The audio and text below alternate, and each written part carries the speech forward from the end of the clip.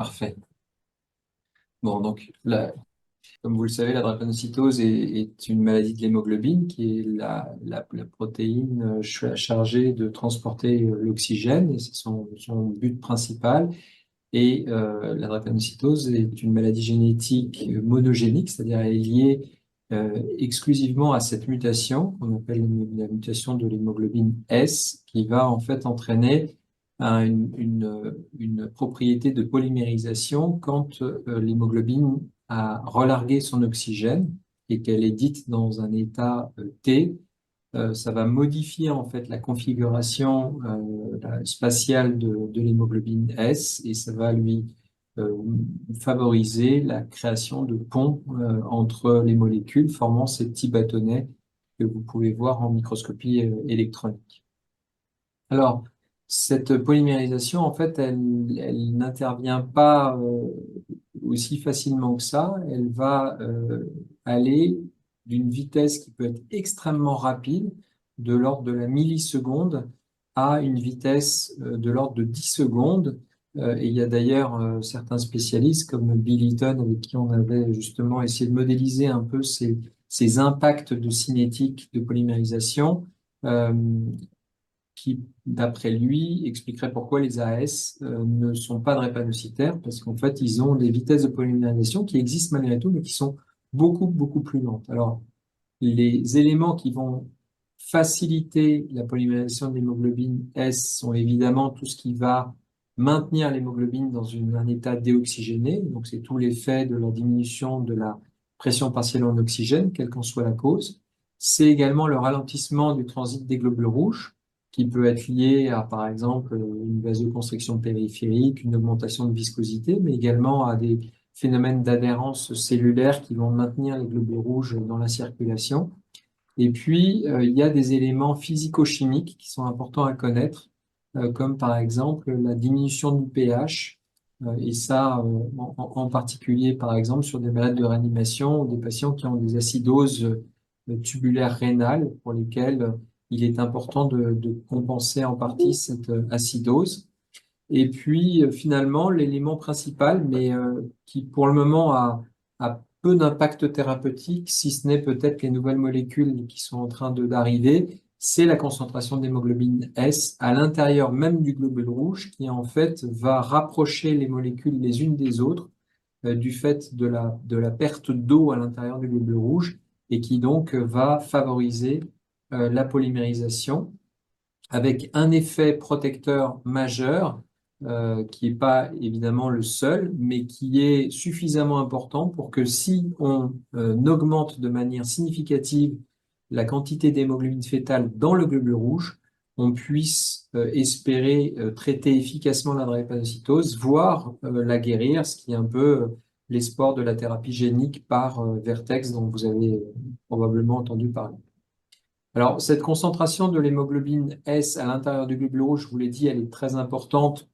pour ses propriétés de polymérisation, mais il faut savoir qu'en fait, il y a beaucoup de polymorphismes qui existent, et en particulier en Afrique, il y a les polymorphismes de piezo 1 qui vont en fait favoriser l'entrée de calcium et la déshydratation du globule rouge par la sortie d'eau et de sel via les canaux Gardos. Et ces polymorphismes expliquent en partie pourquoi certains malades vont avoir des niveaux d'hémolyse et de polymérisation plus importants. Alors, l'anémie est évidemment un élément majeur, mais on oublie souvent que la drépanocytose est également un problème de défaut de transport de l'oxygène, et les globules rouges qui apportent l'oxygène au niveau des tissus sont à la fois défectueux en quantité, puisqu'en fait on a une anémie, mais à même niveau d'hémoglobine par rapport à d'autres pathologies, la drépanocytose apporte une double peine qui est celle d'un problème de délivrance et de captation de l'oxygène insuffisant du fait de cette polymérisation, et c'est quelque chose qui a été assez bien montré. Et justement, quand on a des hauts niveaux de polymères, on a des tests de marche, par exemple, qui sans aucune pathologie pulmonaire ou cardiaque pouvant l'expliquer, vont avoir des désaturations importantes, comme ce que vous voyez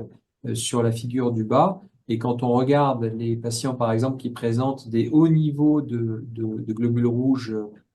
contenant de l'hémoglobine polymérisée, qu'on peut appeler les cellules denses à haut niveau, on se rend compte que finalement, sur un test de marche de 6 minutes, ces patients peuvent passer quasiment la moitié de leur temps sous 88% de saturation. Et ça, c'est leur quotidien. Donc, c'est leur quotidien au niveau cérébral, au niveau rénal, au niveau musculaire. Et donc, on imagine bien que ça va poser problème, indépendamment même d'un problème vaso-occlusif. Et un des seuls moyens d'améliorer le transport d'oxygène au niveau des tissus, en particulier au niveau cérébral, c'est d'augmenter le débit cardiaque. C'est un des moyens de compenser ce défaut de transport d'oxygène. Et pour augmenter ce débit cardiaque, on n'a pas d'autre choix finalement que de remodeler un peu, d'où la dilatation des cavités, qui va entraîner en fait des phénomènes derrière qui vont devenir pathologiques. Mais c'est là où la frontière entre l'adaptatif et le pathologique est importante à connaître, puisque finalement, on part d'abord d'un mécanisme qui est normal adaptatif pour pouvoir assurer un bon débit de perfusion tissulaire. Alors, on a tous appris que la drépanocytose, c'était une anémie falciforme et vaso-occlusive du fait de ce problème de déformabilité. Alors, il est évident que quand vous prenez le plus petit de nos vaisseaux, qui est de 20% plus petit, pardon, plus petit que le plus gros de nos globules rouges, et ça c'est une constante dans le règne animal, ça veut forcément dire que le globule rouge doit se déformer pour pouvoir passer dedans, et en fait c'est une propriété qui est finalement faite par la nature pour augmenter ces échanges gazeux. Seulement, quand le globule rouge n'est pas déformable, eh ben, il va avoir du mal en fait à passer à travers un vaisseau qui est plus petit que lui, d'où le problème de la disparition petit à petit du lit microvasculaire et puis surtout de phénomènes occlusifs auxquels vont s'ajouter des problèmes résistifs, c'est-à-dire que dans ces petits vaisseaux qui en fait sont les endroits où se font les échanges gazeux, les résistances vasculaires sont importantes et c'est le cas par exemple dans l'hypertension pulmonaire très capillaire où la viscosité va venir jouer un rôle puisque vous voyez que l'augmentation de viscosité va conditionner directement l'augmentation des résistances et c'est la raison pour laquelle il nous arrive de faire des saignées à des malades qui ont des hémoglobines élevées ou qui ont des suspicions d'hyperviscosité, puisqu'il y a une relation directe entre le niveau d'hémoglobine et le niveau de viscosité, et que cette augmentation d'hémoglobine est associée statistiquement à une augmentation de risque de syndrome thoracique aigu quand les malades ne sont pas traités par hydroxyurée. Parce que en traitant par hydroxyurée, on améliore la qualité des globules rouges et de ce fait, finalement, on réduit à hématocrite identique le niveau de viscosité. Donc finalement, c'est un phénomène d'amélioration qualitative qui permet justement d'accepter quelque part des niveaux d'hémoglobine un petit peu plus élevés. Et puis ces globules rouges peu déformables donc vont obstruer les capillaires, mais dans les expériences qui ont été faites chez la souris, on se rend compte que il y a également d'autres globules rouges qui, eux, sont déformables normalement et qui vont effectivement obstruer également le réseau capillaire. Et là, c'est la propriété pathologique de ces globules rouges qui va pouvoir l'expliquer, comme on le verra un peu plus tard. Alors, la drépanocytose est une anémie hémolytique, mais c'est pas n'importe quelle hémolyse. C'est une hémolyse qui est intravasculaire. Et intravasculaire, ça veut dire quoi? Ça veut dire que finalement, on va relarguer dans les vaisseaux des produits qui sont hautement toxiques et qui sont en fait des produits pro-oxydants qui vont avoir des effets délétères sur toutes les cellules de leur environnement, que ce soit les cellules endothéliales, les cellules rénales, les cellules de l'inflammation comme les monocytes. Pourquoi? Parce qu'en fait, cette hémoglobine libre qui normalement est captée par l'aptoglobine qui, dans la drépanocytose, va vite être consommée, peut s'oxyder et libérer le noyau héminique, qui lui-même est capté par une autre protéine qui s'appelle l'hémopexine, et qui également est consommée assez rapidement, et qui vont se retrouver en fait en circulation. Alors, elles sont dégradées par l'hémoxygénase, qui a un rôle bénéfique, mais quand elles sont en excès, ben, ces molécules, d'une part, vont attraper le NO qui est produit par les NO-synthases, que ce soit endothélial ou macrophagique, mais là c'est principalement endothélial au niveau de la paroi des vaisseaux, et donc vont limiter la vasoréactivité médiée par le NO, puisque l'hémoglobine va avoir une affinité pour cette molécule, le NO, qui a une demi-vie très courte, 1000 fois supérieure quand elle est soluble dans le plasma à ce qu'elle est protégée par la membrane du globule rouge. Et puis cet M va avoir un effet inflammatoire et déclencheur de crise. Et ça a été bien montré dans des modèles murins où quand on injecte de l'hème purifié à des souris drépanocytaires, donc des Towns ou des Berkeley, en fait, on les tue en l'espace de 90 minutes avec des tableaux qui, au niveau de l'histologie, ressemblent beaucoup à ce qu'on peut avoir au cours d'un syndrome thoracique aigu grave avec un tableau de SDRA vasculaire, comme ce que vous montrent les coupes histologiques que vous avez en bas. Et plus récemment, l'équipe donc Slimane Alali dans l'équipe d'Olivier Armin ont montré que contrairement à l'hémoglobine A, l'hémoglobine S a également la capacité d'activer les récepteurs TLR4 comme l'hème, et ça a été montré au niveau des monocytes, mais il paraît probable que cette activation existe également au niveau des cellules endothéliales. Alors, plus récemment, mon équipe a montré que quand on a une hémolyse, quel que soit le type d'hémolyse, et je vous ai dit dans la drépanocytose, c'est un élément important, mais c'est d'autant plus important dans certaines situations, comme par exemple les hyperhémolyses de DHTR, d'hémolyse post-transfusionnelle retardée. On va avoir en fait une libération du contenu, mais on a également la membrane des globules rouges qui en fait va constituer des débris qui sont pas des microparticules, qui sont plutôt des particules de taille conséquente et qui vont se refermer, se replier sur elles-mêmes pour former des petites particules sphériques et qui vont en fait exprimer à leur surface des molécules qui normalement ne sont pas censées s'y trouver. Et l'effet sur les cellules endothéliales est un effet inflammatoire délétère, mais également de détachement, c'est-à-dire que les cellules endothéliales peuvent souffrir à tel point qu'elles vont se détacher de la paroi comme les trous noirs que vous voyez en bas. Et en se détachant, elles vont permettre l'activation de plaquettes qui vont venir se fixer au niveau de cette paroi et donc activer également la coagulation. Plus récemment, on s'est rendu compte que le niveau d'hémolyse, que ce soit chronique ou que ce soit aigu, est associé à une activation du complément. Et ça a été montré par des associations entre le niveau de C5b9 soluble et le niveau d'hémolyse ou le niveau de cellules denses. Mais ça a également été montré par les caractéristiques des globules rouges qui vont exprimer un petit peu plus de phosphatidylsérine sur lesquels on va avoir des dépôts de C3. Et là, on a montré récemment que justement sur ces particules érythrocytaires en circulation après une hémolyse, on a un niveau de fixation de C3 qui est très élevé et que l'hème lui-même va avoir un effet d'inactivation du facteur I, qui est un facteur inhibant la voie alterne du complément, ce qui peut expliquer pourquoi dans les hyperhémolyses comme dans les DHTR, on a finalement des tableaux de défaillance d'organes dans des tableaux de microangiopathie enfin, comme des maths, des microangiopathies thrombotiques, et que l'effet d'un anti-C5 peut être protecteur.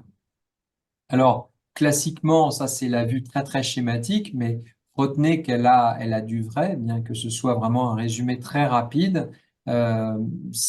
permet finalement de faire un peu la part des choses entre une composante qui va être une composante de détérioration, pardon, chronique des vaisseaux qui va avoir un impact sur le rein, sur le cœur, sur les ulcères de jambes. Et d'un autre côté, on a cette composante, on va dire, plus aiguë de crise vaso-occlusive avec des phénomènes d'hyperviscosité et d'adhérence des globules rouges. Et cette adhérence des globules rouges, elle est pathologique dans la drépanocytose, d'une part par l'existence de réticulocytes en grand nombre du fait de cette hémolyse qui régénère et qui produit beaucoup de réticulocytes avec une expression de molécules d'adhérence en grand nombre. Vous remarquez d'ailleurs que de l'autre côté, pour qu'elles puissent s'associer en fait à leurs ligands respectifs, il faut que les cellules endothéliales soient inflammées. D'où le rôle justement des infections, le rôle de l'hème ou de l'hémoglobine S qui vont provoquer en fait des inflammations endothéliales et c'est un peu comme un velcro qui a besoin d'être exprimé à la fois du côté de la cellule circulante, ici le réticulocyte, et de l'autre côté la cellule endothéliale.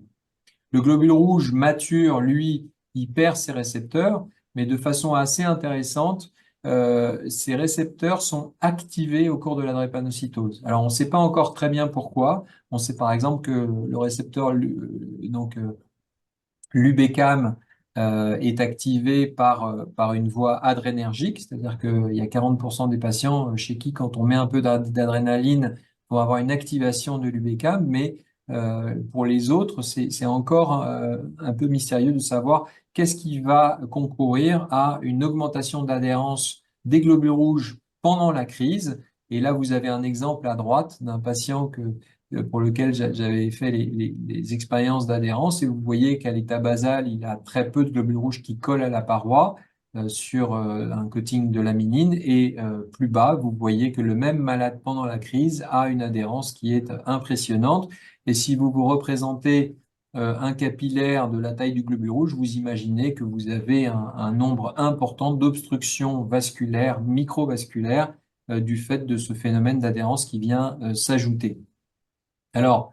on a parlé des globules rouges, mais il faut également savoir qu'il y a tout un tas d'éléments, et en particulier inflammatoires, qui vont de la même manière augmenter les phénomènes d'adhérence des neutrophiles, mais également d'activation des monocytes et des macrophages, qui vont eux-mêmes libérer tout un tas de cytokines inflammatoires et qui vont finalement euh, maintenir ou promouvoir un cercle vicieux inflammatoire qui est responsable de ces fameuses crises vasoclusives, mais également d'une dysfonction endothéliale et petit à petit, dans certains endroits, de phénomènes de prolifération ou de fibrose, comme on peut le voir par exemple dans la vasculopathie cérébrale ou dans l'hypertension artérielle pulmonaire précapillaire. Alors finalement, pour finir, la drépanocytose jusqu'à il y a une dizaine d'années était relativement schématique et on disait c'est toujours la même chose, c'est des patients qui sont douloureux et d'ailleurs ça nous faisait beaucoup peur parce qu'on était relativement démunis face à ces douleurs. Mais les crises étaient la partie émergée de l'iceberg parce qu'elles étaient douloureuses du fait d'un œdème inflammatoire dans une cavité très innervée et non expansible. Mais on peut avoir la même chose au niveau du foie avec en fait un trapping massif dans les capillaires sinusoïdes qui vont concourir en fait à une défaillance hépatique aiguë et parfois des nécessités de greffe en supérieure urgence sans avoir eu de douleur. Évidemment, la rate, vous connaissez tous la séquestration qui est douloureuse, mais ces éléments finalement qui ont à la fois un phénomène occlusif mais qui peuvent avoir des détériorations chroniques d'organes peuvent se retrouver dans à peu près tous les organes de l'organisme et avoir des effets justement délétères aigus ou chroniques de la maladie. Je vous remercie.